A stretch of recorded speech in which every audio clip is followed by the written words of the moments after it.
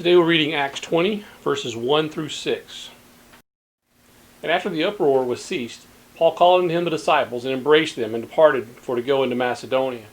And when he had gone over those parts, and had given them much exhortation, he came into Greece, and there abode 3 months. And when the Jews laid wait for him, as he was about to sail into Syria, he purposed to return through Macedonia. And there accompanied him into Asia Sopater of Berea, and of the Thessalonians, Aristarchus and Secundus, and Gaius of Derbe, and Timotheus, and of Asia, Tychicus and Trophimus.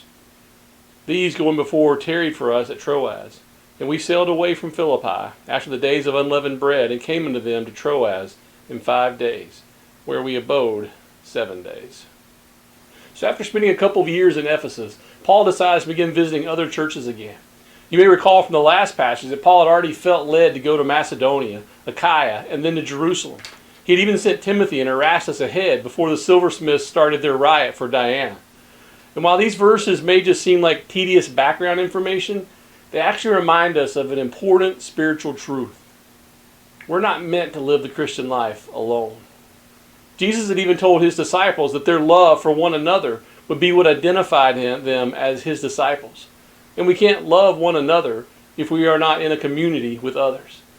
Paul uses the phrase one another many times throughout his letters to the churches. In Romans 12, verses 4 and 5, Paul uses the illustration of a body to show how interdependent we should be on one another. For as we have many members in one body, and all members have not the same office, so we, being many, are one body in Christ, and everyone members one of another. You see, God intends for us to serve Him in the context of a community with others. Notice in our passage how many others are going with Paul.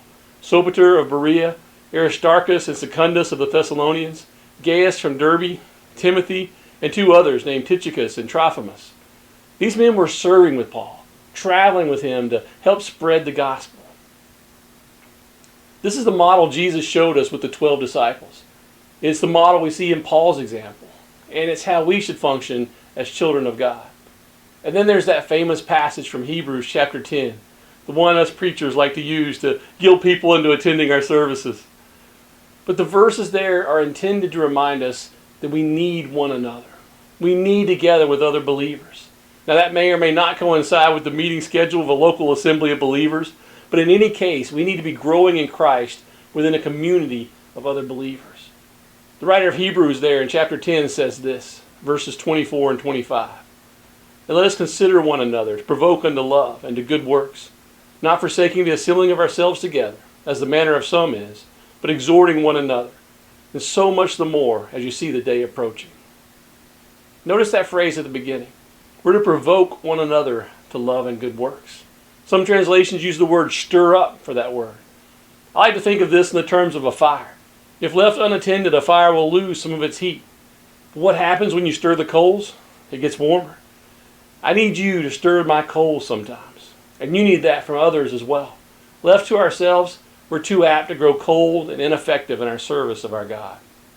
The writer of Proverbs 27 had a similar sentiment in verse 17 when he said, Iron sharpeneth iron, so a man sharpeneth the countenance of his friend. Do you have those Christian friends in your life to provoke you to love? To sharpen your focus on the Lord?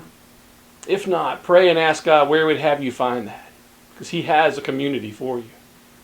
If you do, how committed are you to encouraging the others in your community?